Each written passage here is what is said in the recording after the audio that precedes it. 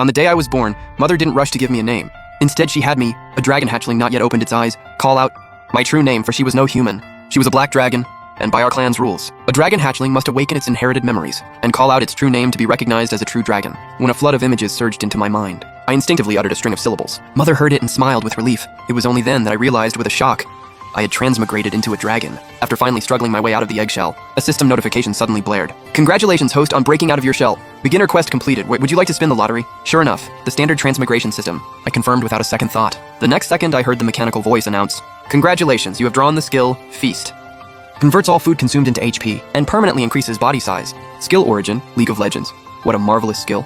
No cap on body size growth? Maybe one day I'll be able to swallow mountains and drain seas, and become the apex existence of this world. I was happily daydreaming about this. When my stomach suddenly started growling, I twitched my nose, using a newborn dragon's keen sense of smell. I zeroed in on the empty eggshell beside me. After a moment's hesitation, I opened my mouth and bit into it anyway. The crisp eggshell crumbled between my teeth, and was gnawed clean in just a few bites. Ding! Successfully devoured dragon eggshell, body size +0.06 meters. First hunt of dragon life completed. Bonus reward. Lottery spins +1, triggered. But the quest target wasn't specified. Does hunting the mosquitoes and insects everywhere around me count? I excitedly flapped my wings trying to fly, but was interrupted by Mother's laughter.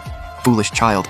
You were only just born. How could you possibly fly yet? Wait until you've grown. Mother will teach you herself. Not quite believing it, I tried a few more times, and gave up only after exhaustedly collapsing into the grass nest. Besides, the faint draconic pressure emanating from Mother had driven all birds and beasts away within a 10-li radius. Not even mosquitoes dared come near. Where was I supposed to find prey? Just then, the eggshell behind me suddenly let out a faint cracking sound. Mother and I turned our heads at the same time, and watched as cracks spread across a pitch-black eggshell. First, a few reddish scales peeked through, and then a small wet dragon head pushed its way out. It blinked its bewildered eyes at the bright world. A soft light rose in Mother's eyes. Child, tell Mother your true name. But the little dragon only tilted its head and stared at her, with no reaction for a long moment. Mother's expression instantly darkened. Her claw swung out in a flash, in the split second of blood and flesh flying. I watched helplessly as the little dragon that had not yet even opened its eyes was slapped into pulp. Lina's first litter, and she produced a dragon beast without inherited memories. Truly a humiliation. She shook the blood from her claw, her tone terrifyingly calm. I watched on, my whole body frozen. The joy I had felt just moments ago at hatching was washed away completely by a cold sweat. My dear little brother or sister never even got a chance to exchange a single word before being struck dead by their own biological mother. And this was also Dragon Mother's first time being a mother. Moreover, before giving birth, she had known full well that most of the offspring would likely be dragon beasts. And for that reason, she had specifically chosen a physically robust red dragon to serve as the father of her children. But sadly, it still could not overcome the inherited flaw of the dragon clan. Still, even so, having one true dragon among 3 offspring was more than enough for her to boast to the other dragon mothers. Crack, crack, crack. Just then the third egg also stirred. Dragon Mother stared at it, and I too turned my gaze toward that last egg, while silently praying for it in my heart. The shell cracked open. A jet-black little dragon head pushed its way out. Child, tell me your true name. Dragon Mother fixed her gaze intently on the little dragon. The little dragon was startled by Dragon Mother's fierce stare, and froze for a moment before finally speaking. My name is Yulina. Upon hearing the true name called out, Dragon Mother broke into a proud laugh. Ha ha ha. My first litter, Lina's, and 2 out of 3 are true dragons. Her proud voice echoed across the whole mountain, and my little sister Yulina, just like me, struggled and wriggled her way out of the eggshell, and then proceeded to eat the entire eggshell clean. Dragon eggs seem to be richly nutritious, making newly hatched little dragons extremely fond of them. Hello, my name is Simon. I'm your big brother. I stepped forward proactively to greet her. Yulina blinked her eyes. Hello, my name is Yulina. Suddenly she noticed a piece of rotting flesh nearby. What is that? He was also your brother. Yulina looked completely baffled. Why is this piece of rotting flesh my brother? Little Yulina couldn't make sense of it. Though she had already gained intelligence through her bloodline, at the end of the day, she was still a young dragon whose intellect had not yet fully developed. It was perfectly normal for her not to understand. At this point, I walked up to the pile of remains, although the little brother had been pulped. If I ate him, the feast skill should give a decent boost. After hesitating for a long while, I ultimately gave up. My soul was still human. I couldn't bring myself to swallow my own little brother. Plus, I had just finished eating the dragon egg. My stomach was still full, so the idea of devouring him had completely left my mind. After that, I began digging a hole in the surrounding swamp. My little sister saw this and curiously sidled up. Brother, what are you doing? The dead deserve respect. Let my poor little brother rest in peace. The moment I said that I froze, dragons apparently don't have this custom. And after hearing this, my little sister extended her little claw and scratched her head in confusion. I didn't explain, and quickly finished digging a large hole, then began placing my little brother inside to bury him. Although Dragon Mother Lina watched all of this, she was still immersed in the joy of having given birth to true dragon cubs, and didn't pay too much attention to my strange behavior. After finishing all of this, with nothing to do, I decided to try flying again. I spread my dragon wings and leapt into the air. The result was obvious. I went face first into the ground. My little sister asked curiously again, Brother, what are you doing? These behaviors of mine were absent from her inherited memories, so she found my actions very puzzling. Isn't it obvious I'm learning to fly, but without using magical power to reinforce the wings? How could you possibly fly? My expression shifted. Only then did it click. When a dragon is young and small in size, it can still take off using sheer physical strength. But once an adult dragon grows larger, trying to lift the entire body with just wings alone was obviously unrealistic. But then another problem arose. I had only inherited some basic knowledge, and had not inherited the method for magically reinforcing wings. I scratched my head awkwardly. You caught me. Actually, I'm just training my body. Oh, I see, so brother wants to strengthen his body first, and build up more magical power? Brother, you're so smart! My little sister looked at me with complete admiration, infected by my high spirits. She joined me in training.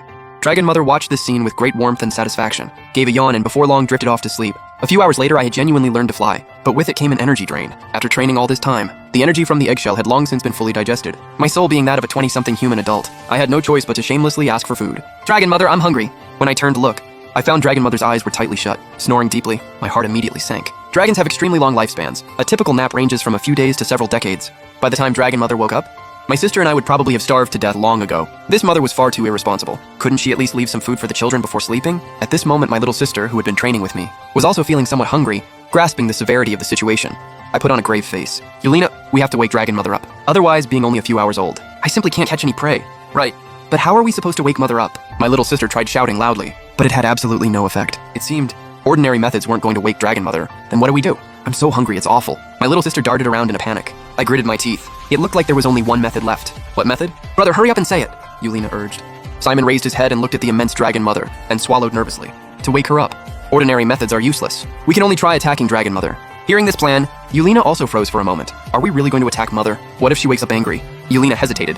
As for Simon, just thinking about the image of Anna angry made him tremble uncontrollably. Yulina was somewhat different, though. She had never witnessed Dragon Mother in a rage. Simon, on the other hand, had witnessed it firsthand. Dragon Mother, in her fury, had slapped her poor little brother to death with a single blow. But asking a hatchling dragon only a few hours old to go out hunting wasn't exactly easy either. It seemed waking Dragon Mother was still the only option. Barring any surprises, Dragon Mother's nap would last at least several days and nights. Do you think we can hold on until then? Simon countered.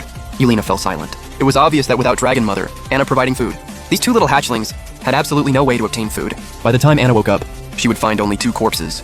No matter what, let's just try it and see. Even if Dragon Mother does get angry, can't we just act cute and adorable to get out of it? No matter how angry Dragon Mother is, she surely wouldn't kill us. Dragon beasts were called beasts for a reason, because without inherited bloodline memories, they, in Dragon Mother's eyes, were no different from ordinary wild animals. Kinder dragons would raise the dragon beasts for a while before, driving them out of their territory and leaving them to fend for themselves. Evil black dragons like ours, no.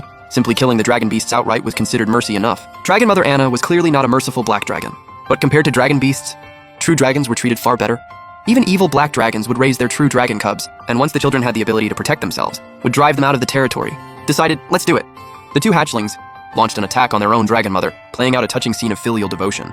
Yet half an hour passed, and Dragon Mother Anna remained completely unmoved, with no signs of waking at all. The 2 hatchlings lay on the ground, panting. What do we do, brother? My claws are nearly worn through, and yet we haven't knocked off a single one of Mother's scales. Yulina wailed. Stop whining, let me think. Simon waved his hand with some irritation. He and Yulina had attacked together for half an hour, without even breaking through Mother's hide. All he could say was, truly worthy of a dragon. Even among dragons, the relatively weaker black dragon was still this formidable. Simon carefully studied the sleeping Dragon Mother, trying to identify a weak point. Suddenly, Simon's eyes lit up. Got it. How? Brother, you have a plan? Simon nodded. Yulina, follow me. Simon led Yulina in a circle around Dragon Mother Anna, and came to Anna's tail. See that spot there? Attack right there. Dragon Mother is sure to wake up. Simon narrowed his eyes and said with a grin, following the direction Simon pointed. Yulina looked thoroughly puzzled. Isn't that the excretory area? Will attacking that place actually work? Of course it will. Just look at Dragon Mother. Her entire body is covered in hard scales.